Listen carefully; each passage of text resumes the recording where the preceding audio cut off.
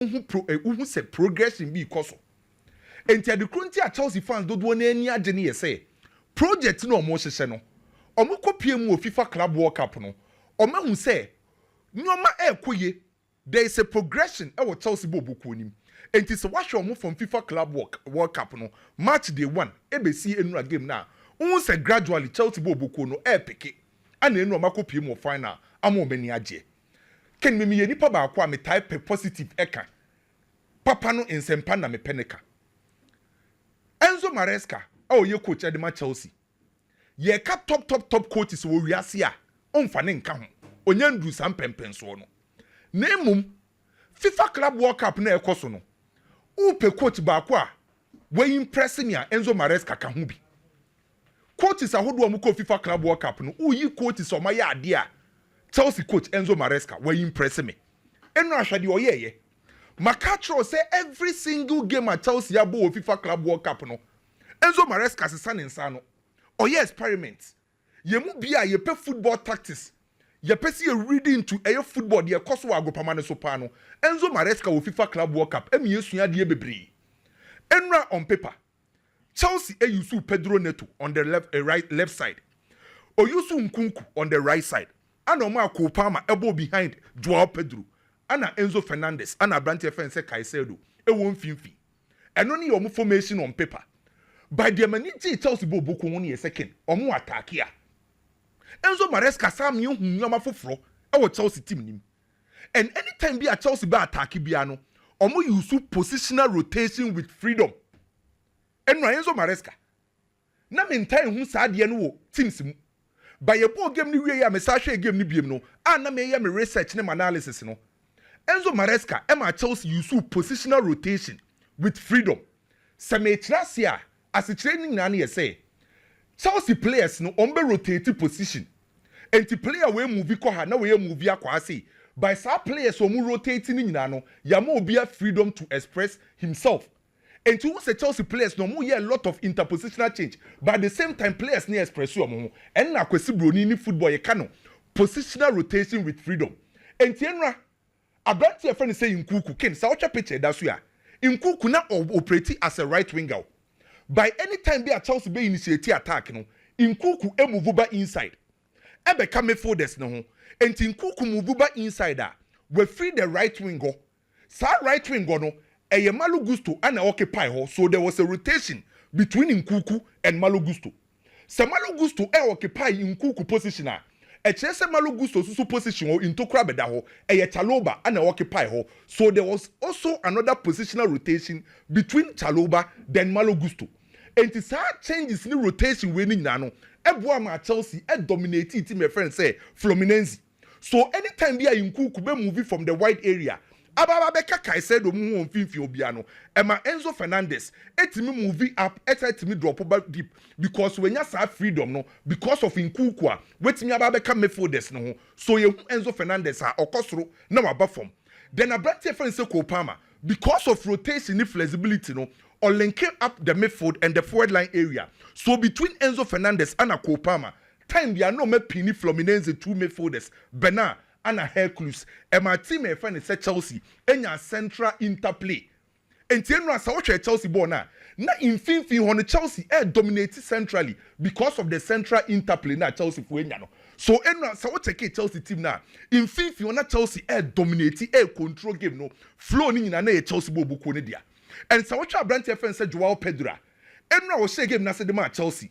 Rona ye the man no operate as a hybrid striker. Hybrid striker na Joao Pedro operate ye no or drop from number 9 position no aba na chikakra. No we move into half spaces because team and friends say Fluminense bought 3 back. The moment Taubema striker aye static was a 3 back no ombe yine free game nim. So Joao Pedro operate as a hybrid striker no or drop deeper 3 back na Fluminense ibo no na we yi omo striker ba kwe omo defender ba kwe free na creative space e dia ma Chelsea na Kopama ma occupy sa spaces no and so we check omo win so na ye Pedro Neto ana Malo Gusto ana operate wo wing so say enra for once Chelsea wings or dominate centrally or dominate and to prove further mama attacking size near for Chelsea the enim fancy ken enra Chelsea attacking size no enu nie right side 30%. Middle 33%, left side 37%. And to say check all the three attacking sides Enra na almost equal. Chelsea ebo no omo boy no positional rotation with freedom. Omo position omo hu yi, omo rotate, obia with freedom to express himself. Eno anebo a Chelsea bobuko. Na Joao Pedro de no enkofo aka bebre. Onim the reason why Chelsea for ni abre edi ajepa no. Ye ball Premier League ni wie no. Na teams so mu create chances pa now you Liverpool free at Chelsea na toso. By ye ka teams na omo she goals na Chelsea enka ho top 5 no. Na Chelsea be hia obi obo wanim ho a obetima ma omo ahotoso se obetimi de ball ato atenem. Enti enu abrante ne ba ye. A odi sa two balls ni be two mu nyina no. E ma Chelsea for ani gye. And let's not forget say Chelsea for struggle e with teams on low block. And so unya striker eba low blocker otimi be act as a floating striker. Or drop be chire no aba betete 18-year balls na no na we shoot from distance e chiro say when a player say opponent nim pokra kobo low blocker obetime shoot from distance and the engine of Chelsea Branty friend say Caicedo Ken to be honest with you Chelsea wo FIFA Club World Cup o ma yade memo obi anda da o ma say nya almost 80 million pounds wo FIFA Club World Cup nim enti member Chelsea for aba so pay yi big game no ye bo wi na ma be rempa between PSG and Real Madrid Ken Real Madrid the team kese same PSG untimi take anything away from that a fact name currently unless say on person obeka no kre imprempre ya ne ball na ye boni sesi ene de PSG modern bono e wo anim saying Real Madrid team no ye UEFA Champions League a PSG 4G free o na hwe FIFA Club World Cup ne nko FIFA Club World Cup no yen attack yen defend yen dominate play possession na Real Madrid ye no be about FIFA Club World Cup no say o check metrics na PSG boboku no osoro esen Real Madrid team no so nipa dodo na omo ka se PSG4 and a likely omo na favorite e was game we no many omo ya adwin because of PSG4 current performance by a football bibia betimesi but on paper me ma meka sanwa PSG4 no unless say on no creka PSG4 no look favorite ahead of Real Madrid by Real Madrid for so a pussy threat and so be a right Real Madrid for off mama rem kakra wo transfers na me nuamo so ntoaso Udi kan ye exclusive be about Thomas Frank officer. Na ken de atienie. Okos space a omboboku no omu training center ho no. Eye hospital way training grounds. Na ho na Thomas Frank ne office ewo. Na Thomas Frank office no. Sa story we opech no internet unya eye exclusive. Adema loss in 96.3. De atienie ye say Thomas Frank office no. Ne tactical board players are omo official players for space. Tactical board no printing omo din wo so. Drobe yusu omo pa no. Ana players na eye omo target no ode marker atro omo din. Na sa marker no anya kwhwe Thomas Frank office no. Na right side on eye Ghana ni Abrantie Mohamed Kudus. On sa left side on aya atro for no. Eno so ye wisa. Enti say Thomas Frank tu oni nya no ne plans are all here for the new season no Mohamed Kudus the main target no me the kind of offer ako ama team my friends at West Ham are rejected me no can say by next week and what's a West Ham etimi pesca 40 million pounds because of financial fair play enti no na mas pes for gdie say omo de kakraka ho a West Ham for beje mu dia mo enti assistance now okwa Thomas Frank officer we a exclusive picture Mohamed Kudus edin on the tactical board ne so a mo hwe nim say obetima ka omo plans no na your carries deal no Jose mo no see en country as na fans ni nyina say o mentimi ansan your carries a onu Jose be sign aba fanabachi Jose si obesan your carries a di aba fanabachi na ni nyina no ye say Arsenal for Andri Beta ekopie mu wo Portugal ekosia Lisbon for no na okopie mu wo Portugal na Andri Beta kopie mu no on Sporting Lisbon for na boboswa na offer on the coin is 65 million euros. Ana add-ons 5. Na yes 70. Ana Lisbon for ne se omonje omo per 70 million plus add-ons be 10 ana 5. Eno na Andri Beta enru anwumre obepie mu Orlando no wabeka charles na mpanyi for say na aka 5 million euros. 5 million na hwe omuntimi nya nso so. Ena ma Arsenal fans ne buafu no. Ana Jose mo no ato omo nkra say so mentimi ansan Yokaresa Fenerbahce ba be final. Me no ka say finally Abrantie a friend say eye Madueke or train Chelsea ni Arsenal no akwaye ne medicals. Madueke train Chelsea ni Arsenal so mbewie. Madueke ni Arsenal agree personal terms 5 years. Madueke agye atum sɛ obɛbɔ Arsenal 5 years aka sɛ Arsenal ɛne Chelsea bewie say personal terms done aka Chelsea ɛne Arsenal minhwehwɛ mu mpokura kyerɛ sɛ Arsenal for first offer mo de kɔ no 40 million pounds plus add-ons 5 by say Chelsea pay 50 so Arsenal ne Chelsea wie a Madueke eba kɔ ne medicals ɛde ama team a your friend say Arsenal na Manchester United bigi man nya quicker edi bɛyɛ mo onim say Brentford for the ato Spurs ana Manchester for nya enim say Spurs perisa Manchester pembuemu Brentford for so omu nton mu mienu mbom so munya ton baako a baako nko enti between Spurs ne Manchester wa obenya target in term no baako nko enti say Manchester tena ho ma Spurs ebefa wisa mbuemu enko Manchester mbuemu so ko Manchester wisa enko Spurs enti Brentford communication no na kinu nim say Luis Diaz enhwehwemu bi amakoye e wo Liverpool mate say yese say Liverpool for ton Luis Diaz a enu amebeka Anthony Gordon ene another name aba Liverpool list ne so Rodrigo of Real Madrid another list no team a friend say Liverpool Rodrigo din so na Christian Romero center back the Spurs unsa Atletico Madrid for penepa na we a story be about Ronald Araujo ora Barcelona hono say on the account no nkwa nkobetena onim de besi dache onim say Atletico Madrid for monitor Ronald Araujo situation Atletico Madrid monitor Ronald Araujo ni situation wo Barcelona se Christian Romero do na anye ya Atletico Madrid for so monitor Barcelona center back na Karim Adeyemi wo Juventus list ne so Karim Adeyemi of Borussia Dortmund Juventus monitor na your own good friend Omorodion Juventus for kon ho a ye bo mo 80 million euros Omorodion 80 million euros Juventus akon ho am ya bo na 80 Gahoa Omorodion Chelsea for 80 million na me no wie no ze Madueke de no boy fopa ai me no wie no Adingra ebeye ne medicals no ene with Sunderland Adingra yes obeye ne medicals no ene with Sunderland well Kwame the Fishbone deɛ wo mina na Kwame ade aba no yɛbɛtoa so deɛ nkɔmmɔdɔs na tena se yɛnu Samuel o ha okay ene mama hu Samuel na yɛdi nkɔmmɔ kakra Adingra no okay ado se mbɔkɔ biam de na me bege me de me nkɔmmɔ okay na Mate mirase na yɛntoa so you see me sure sir nipa dodo na expected Chelsea to beat Fluminense. That's quite obvious. No be any nipa dodo na enim say Chelsea be share Fluminense. But the joy I watch Chelsea, energy I watch Chelsea no. It's not with the game. The joy is Chelsea finding Joao Pedro we nim ho.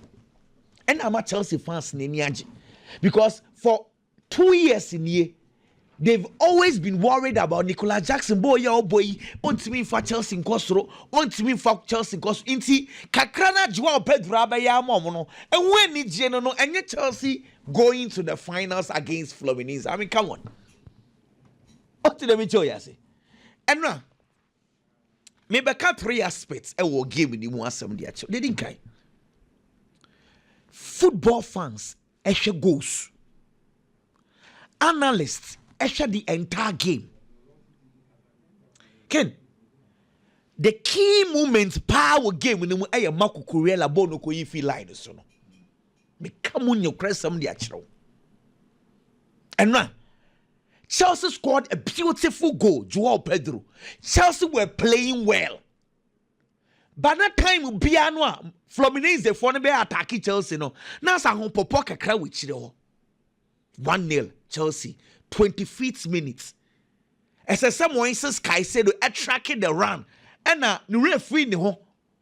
Bono a run net we Marco Kurela clears the ball.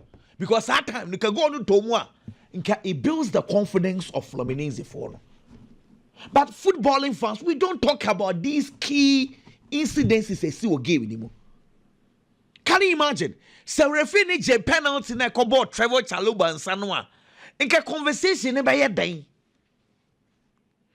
But football fans, we are so much into who scored and who did not score. Key moments, we don't talk about it. But the bigger picture is that, and now, what will share Joao Pedro Biano? you realize say football no difference kakra wo. Joao Pedro no ono obetinya ball across the front three. Ono ope ball ni bibo naturally or a baller. Ball no onimbo. A different from Nico Mudi ni bi. Onim go ni she na nine hwe pole muti say ono ye refine kakra Nico de no aka kakra. But my biggest problem is second. Some of your teammates are you protect each other. Teammates. You protect each other. So when you say bako, echo problems more. The next person tries to cover up for each person. And they say, we are teammates. And now, the Kopama de Nicolas Jackson, I did not like it. Meaning some koma midi, ni pa dodo na Nicolas Jackson ti me kan ye ya yenjai. But I am very honest with you. Adia Kopama ye he did not do well. Clearly, Nico ba game ni muti mu se ni sunsuma yira fi Chelsea mu. No po. Joao Pedro played very well. A person also ye bibi convince Chelsea fans and say, "Ono so betimi ye bibi." In doing that, nyema ye simple krana overcomplicated. What you say? Na nyema Famako and Nicolas Jackson. No problem. What's a chance? The reaction from Kopama was needless. Say import boy na yam from what he said yen na realize say he should have passed and one. As I say Kopama finding a way obetimi na cast, especially when you know boy in this situation say as a ni soon suma yire for game anymore. Help him with any teammates. In any ways, Ken yebe pono Kopama the Nicolas Jackson di yen na ni bufu yen unso ye Disbury Holby. Baku this yebe pono Disbury Hall at sen one passing ball and when fino. It's I wanted here I feel say a very very unfortunate. Point number 2. And now me can't some bitch now say Enzo Maresca, what we have seen so far from him. A Chelsea build up quite fast was and now no more against Palmeiras may pictures because Chelsea normally builds up in a 3-2-5 build up. And now no more against Palmeiras number Chelsea Asasa or in a 3-1-6 because Palmeiras for no more pressy baby. Can't if I'll get that. In the Asasa kakra and no game no the same thing as to see. Oko 3-1-6. Now this is against Palmeiras. Shewe. Na mami enra game no na ye monkomo. But enra game no the same style. Difference the woman say against Palmeiras it was Andre Santos against Fluminense Moises Caicedo. Now watch this. Fluminense for now at the 3 players and a press Chelsea. In the box Chelsea were 4 players Now Chelsea dominate 2 or more in this box in terms of numbers. Brony say quantitative. Or dominate 2 or more in terms of quality. Brony say qualitative. In the box, Chelsea are superior in 2 things: qualitative and quantitative. Quality checked, quantity checked. It is in any case, the Chelsea building up in a 3-1 beyond the 3 beba. Chelsea can easily build up. That was the whole idea. It's against Palmeiras, against Fluminense. Instead of Chelsea building up in a 3-2-5, they've gone 3-1-6. That is the only tweak kakra abim. Now the reason is say it is Enzo Fernandez. The Jumana say time will be a best and obey mama Joao Pedro, and this is what Joao Pedro no and no Boboni won't say the natural 9 now born on Gina boxing more because of Peboni bibo can't move on. Any time will be a obium. No about the Jiboni be. Then Chelsea builds up easily. So far, it's been good for Chelsea. Okay. And Chelsea, I think you have a bigger test in the final. I don't want much beer. But bigger test no. Okay. They've done well, but we'll look at the final. Ken, Madrid near PSG game, no complaints. William Pacho, one of the best centre backs at CZW on my Bobopa. He's out of the game. Lucas Hernandez na ya Otabo also out of the game, and they mentioned Lucas Barrado. Madrid is also losing under Jabi Alonso, key centre back Dinhausen. into complaints will be lose one center back. Name I am looking at Madrid for now. Say first ball. It looks like the right and the left back are playing crucial role. Sure, there is a reason why now time will be under Carlo Ancelotti. So we say Frank Garcia botre. Na Vinicius Junior age in 11 Madrid didn't mean mobile. There was a reason why. Reason is say Frank Garcia a left full back for ni bia. Bono say na one day empire say yankwe him. Inti say oko na number 11 in this case Vinicius Junior. They be ono so jina line so a. They be okwa na wapim. Inti Frank Garcia he always plays well when the number 11 goes inside. Tio. It is very important that you note this. I to say Barcelona. Time will be albums Alejandro Baldi Bobo Biano. Na Rafinha edge in him because Rafinha goes inside. Na ama Alejandro Baldi Abobo nibi. And nuti time will be albums say Flamengo the edge na Madrid for left back. Na Vinicius Junior edge na wings wa. Vini Bobo ni ye pa because Flamengo is defensively really good. On what Timmy go inside. Emma Vini Jina Hokakra. Ken, me concern kakra ni say. I have realized recent game, last game he kakra. Say, Vini, inside na coach in the bon, on Gonzalo Garcia no. Also on your spaces now open into person drift to call left to. Anytime about drift to call left to be a Frank Garcia kwa no makwa kopim. Because Garcia no inside onimo. Now, I am saying this because if they do not do the combination well, Hakimi beba game in the movie. Because PSG game, Nuno Mendes, Hakimi in particular, as about number 9, or no as about 7, or no as about 6, me who right back, or my man free rolls, none of the European teams now, or my right back opportunity say, or to me Romy baby. That is when he knows to say, Obia man a threat. So Madrid needs to find a good combination now. Hakimi ejina fako. Uncle baby. Because once Hakimi comes in the game, who issue. And we heard this tournament. Madrid best player say Frank Garcia, yes. Frank the guy has been playing well. Madrid best player. The guy has been playing well. No, ball left for now. I'm saying Nuno Mendes. Oh, bosses is saying that one day. I don't know what Frank Garcia, Ancelotti, Crampus, or the boy. And said Carlo senior or respective Vini, and I've only Vini boy and issues kakrawo.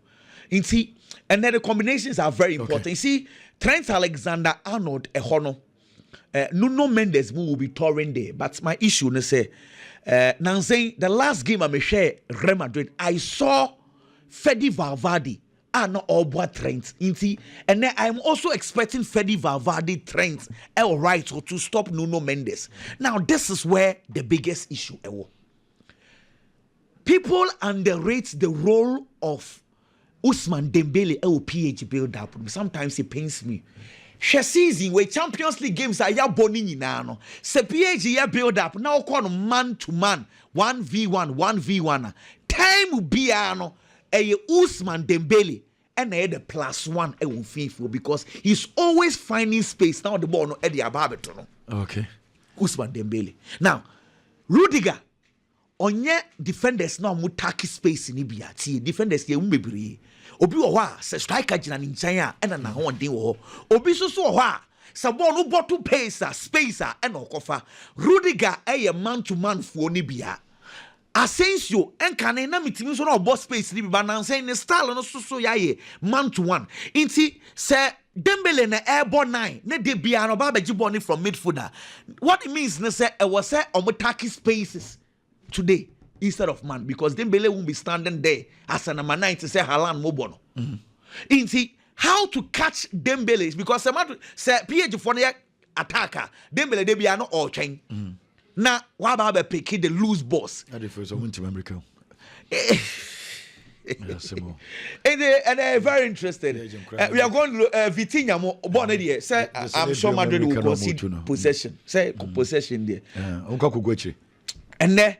You say Mbappe 90% fit as a sober boy. No more drop a small boy. No.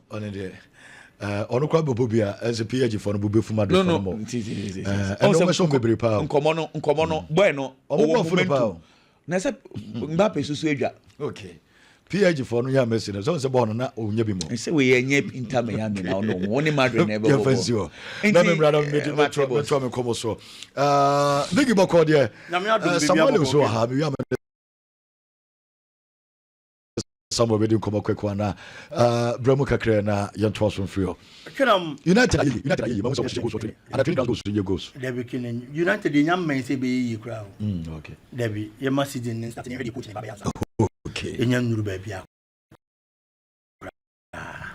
Kenam mame mo Chelsea abaso say we Chelsea na your club World Cup na people feel say teams are Chelsea abom no teams are relatively your weaker sides but I feel say you bisa say Inter Milan team is stronger obeka say an team is strong you bisa say Man City team is stronger obeka say an team is strong anye bia krampo the Pep Guardiola factor alone ebe put Manchester City on a certain level team na Chelsea ne boy no uniform no Fluminense no e Manchester City ni Inter Milan masters I am saying no masters because Al Hilal the Manchester City film Fluminense yi Inter Milan film oyi Inter film wie no obehia Hilal ena oyi Hilal film ena obehia Chelsea ena Chelsea yi na film until was here some level of respect at the two Chelsea dey so they've done very well but ken adwuma na Chelsea aye ni nyina no Enzo Maresca na nemrante ne mo abo omo ho sempanifo so ye keka funu ne ye keka madampan it is a ball abaso na you are inviting pressure to yourself in the coming season that is the state that Chelsea team na kwa kodro offer pressure because Enzo Maresca ye the Chelsea adwuma na ma no personally na me ye nipa ba kwa me feel say papa ni be hia be 5 years 3 years minimum and sana ebia watimi apagya Chelsea team na do a certain level because no why assistant coach to Pep Guardiola but in any league bia wakoma na say bia why adwuma no na on coaching any club in top flight football say a Premier Division and as a major league there be enti ye di adwuma na ma no na you feel say Chelsea adwuma na be ye ne den ye be foforo no enti papa ni be here lot of years and sana Chelsea team na shase say epagya na say epeke yeah, the team in the man on the first season. He qualified the team for the Champions League or the Chelsea the fourth Premier League anymore. At a point, you be combo feel say Chelsea here in the Hoka Caribbean go to me about the league, you know, because Chelsea be that strong about the money was wrong. But due to one or two problems, any inexperience, and a Chelsea start to buy. And only if you want to tournament to better say Chelsea ball was the Conference League. Wakwa ko PM ho no makwa ko Conference League ne dia ma Chelsea. Expectations kosoro. O say be PM Club World Cup no, or ko finals. Say what me Gio, say when to me and Gio to get to the Club World Cup finals alone. Actually, papa na ye juma. That's still obian credit, na didn't you? And until that make us say, she also fata basobo.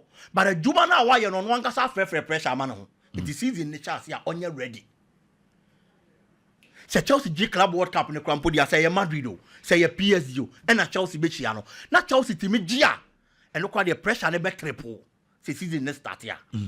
Chelsea Ken say you mu be dey feel say ye but the support on no Chelsea bo boku no onko Conference League nkoje and the fourth for Premier League mu na on my Club World Cup and perform this well with all the experimental team here at this moment and just our performances when you na nkonko pie mu finals na yem fa ne set team ne nti season ne chance ya na ne ma nkon kan ya ye bejawo it on one ka say raise bar na the amount no ane the standards you set for yourself is the same standards you are going to be graded with.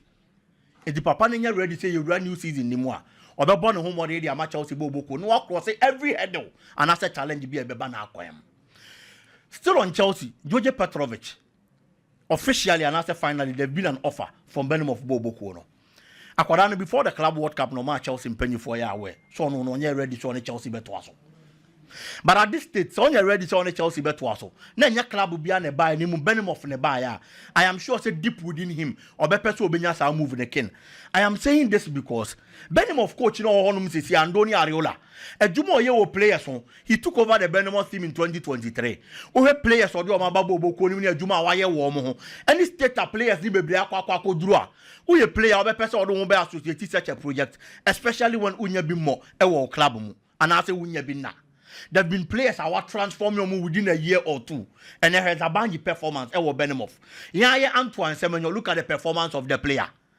Real Madrid are quite in Houston after just a single season. Oh, yes, splendid. That man Benimoff Bobo Kono. Just because coach is not transforming. These are outfoot players. What about the goalkeeping department? And the Kepa Arrizabalaga joining us now. Or free Chelsea. Now at a point why out of favor of Chelsea Bobo Konim. And Okoko joining Benimoff. Okoko Benimoff after one season. Arsenal Baba be fan de neko. Say Obaba a starter, so Obaba backup. It is a good move for the goalkeeper. It's the goalkeeper if say George Petrovic. Has a move no. Any players are moved to Benimoff Abu this time around. I am sure so Obaya happy to such a club. Baba be peno and the goalkeeping department quite daho because Kepako. It will call ya possible. So be starter the Amabenimo Bobo Kono and Antonio Arula and the technical team Nejuma. We are Kepa won't get it back to the best of form. I know what copy was now. I am sure some baby will Aquadano. No, so a better move away from Ebenimo of Bobo Kono. So this is going to be a very good deal for both parties. Aquadanko, non conco Chedi Wonimu. Ken Barcelona Ronald Araujo has granted an interview and said, say, to an honor dear. Or tena Barcelona Bobo Kunim. Barca player be o Hobiano. Ubisana to person course derby. Or person tena Barcelona. Or the two teams be one person me team be adding. And who players and ne? Ubi so almost all person tena now person qua. Ebi asem obeka na say we need team no contract. It's in your metana. But deep within the Unyaya and be free on them. The Barcelona project about Baba Kono. It's the players then ya GDO project in him. But a player like Araujo at a point, no your Barcelona best central defender. Injuries bem, cards bem. Obiaba be take you over sa sports no. Ababa be the best player for the Barcelona central defense. Inigo Martinez Paco Basini be yomo first. Coach Naka, a juma bi amre bi a chem. So Oba be El Clasico. Near the Araujo kokoya as a right back. Edma Barcelona Bobo because no mu feel so betimi as stop Vinicius Junior. Sadian ene. Say Barca yam for another player. Konko Vinicius Junior titirumpo. But ye problem na ye makeshift or right back. Coach na choose another player in the shape of Eric Garcia. Into clearly. Unye coach in a choice. Uye nuni free one man. He's a player Barcelona value around 60 million euros. Eti Barca be person ka obeko. No mu benye sika kakra dia other purchases. And so dia baba be shim. On person obeko. Christiansen in person obeko. Why are these players doing this to Barcelona? They have to leave. Na club ni nyeska enkankani Araujo so contract so contractor say team ni na epe wo dia that is different but clearly team ni coach no and you ready to memo atena no wasi akan dia momo and you are not a bad player and your Barcelona na niema nche dan konka even at the start you were the best central defender for Barcelona I didn't now make a move out of the camp no na unkonko ball humodi wo baby foforo na niema nkonka in farm because I feel say at this moment Barcelona here see call the be other signing say your more priority and they are filling certain positions. And you are a no Abrante and you to no uncle, no go see a kind of before frocken. Okay, and you